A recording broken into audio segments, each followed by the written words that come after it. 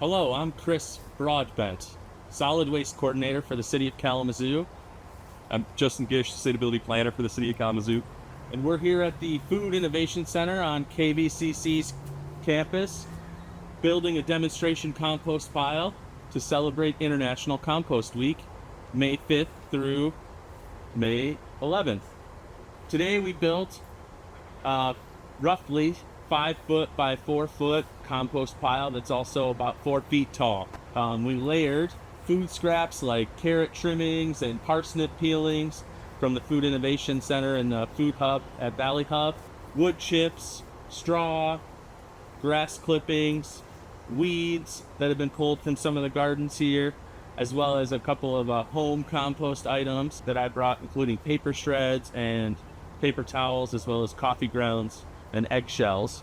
Our demonstration compost pile here has a great combination of greens and browns, aka what I would call fresh food scraps, greens, and browns being materials that come from your garden, such as weeds, wood chips, grass clippings, straw or hay, that type of material.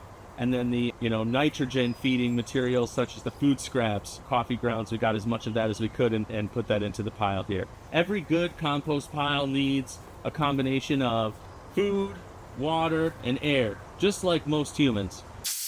Yep. So we built this in a way that we layered it like a lasagna. Imagine food scraps and brown materials going layer by layer, every 2 to 3 inches. To provide it a little waffle effect or lasagna effect. Justin is adding some water here to the compost pile.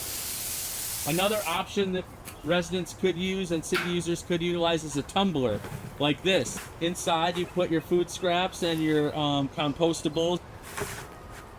Set it, spin it, Forget it. tumble it. In the city, we talk about a well-maintained compost pile as being under ordinance. To us, a well-maintained pile is enclosed, Doesn't smell. has the right amount of materials of both types, carbon and nitrogen, and is attended to. Right. So another part of a well-maintained pile is temperature. If it's not hot enough, it's not going to compost. So you can get a compost thermometer here, stick it in the middle of your pile. It'll tell you if your pile's working or not.